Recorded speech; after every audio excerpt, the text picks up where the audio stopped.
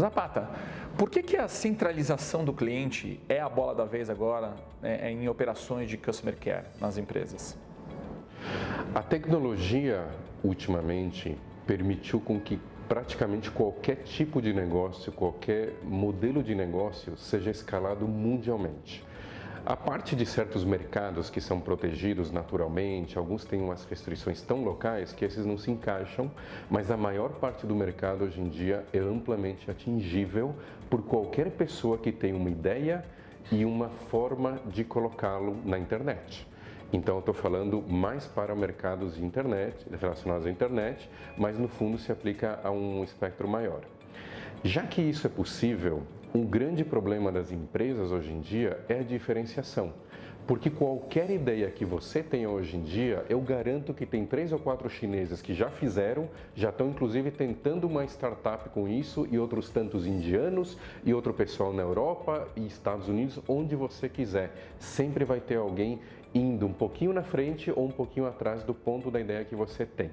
Ou seja, tecnologia é algo copiável hoje em dia. Você pega um programador, você até pode terceirizar isso e você consegue copiar qualquer modelo que você enxergue na internet hoje em dia.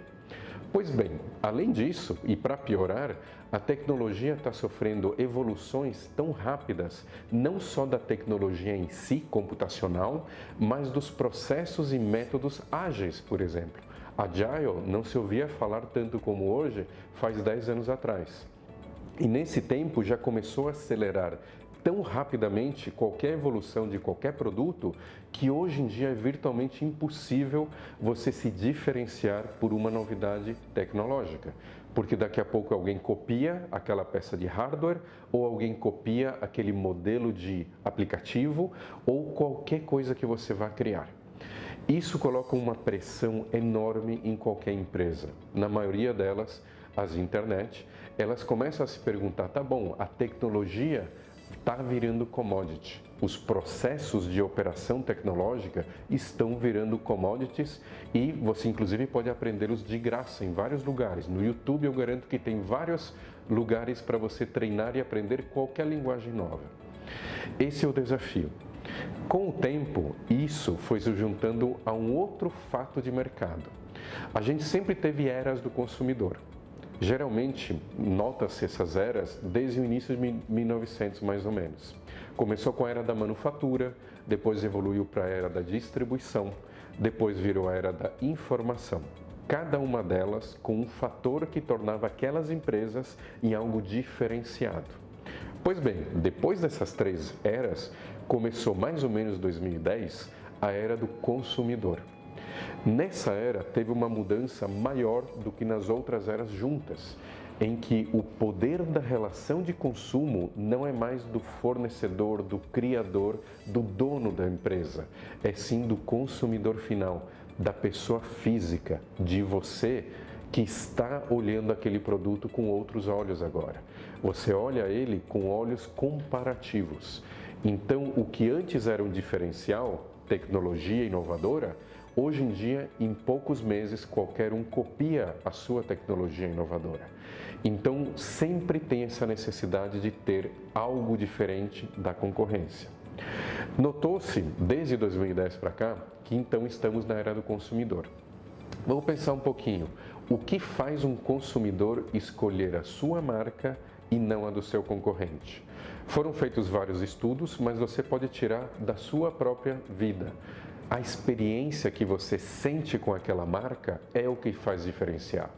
Eu aposto que você tem algumas marcas que você ama e você até pagaria um diferencial de mercado em comparação com qualquer outro concorrente só por causa da marca. E não é algo objetivo. Você não vai conseguir traduzir isso em um número. Essa marca me traz uma performance 10% melhor. Essa marca me dá uma economia de X%. Isso já passou. Esse tipo de comparação já existia. Agora a comparação é mais baseada em princípios, que é algo que ainda está muito incipiente, mas vai aumentar, e é comparado em experiência, que é o que deu origem a essa tal de estratégia das empresas que querem vencer pela experiência do seu cliente. Então, quando a gente fala em empresas centradas no cliente, A gente está falando de todas as estratégias que colocam o cliente como o centro, como a força vital para aquela empresa. Tem a experiência, que é uma estratégia muito clara, e tem outra estratégia que é Customer Success.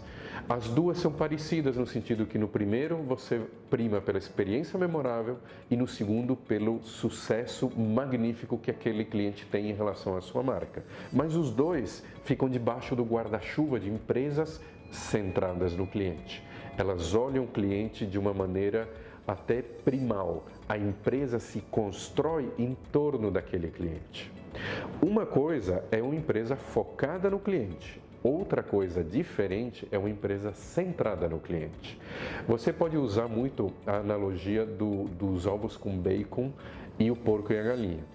O porco está comprometido com o prato de ovos com bacon. A galinha coloca o ovo, ela está envolvida apenas. É o mesmo nível de comprometimento de empresas focadas no cliente e centradas no cliente. Uma empresa focada no cliente suga o sangue que ela puder do seu cliente até ele exaurir tudo e joga fora, pega um próximo cliente.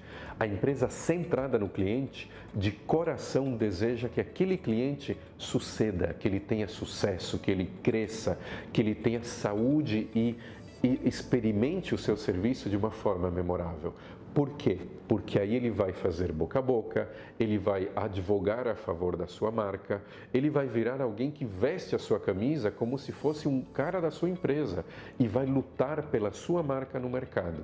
Isso magnifica N vezes o seu poder de atuação no mercado. Então você vê que só essas duas estratégias já mostram como centralizar no cliente é algo fundamental nesta nova era.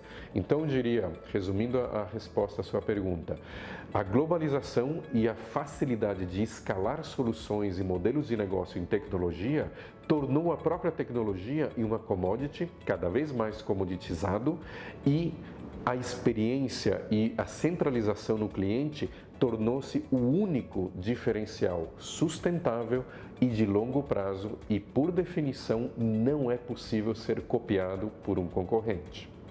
Esse último ponto é muito fundamental também. Mesmo que uma empresa compre outra empresa para ter aquela experiência memorável, ao comprar esta empresa, você está mudando a cultura dela. E cultura é um dos fundamentos da geração de uma experiência memorável para o seu cliente. Então, mesmo que uma empresa compre a outra, não vai conseguir manter a mesma experiência para o cliente final. Então, veja como é um diferencial definitivo. Ele é sustentável, ele é impossível de ser copiado e ele é a única alternativa que existe hoje em dia para a comoditização tecnológica das empresas.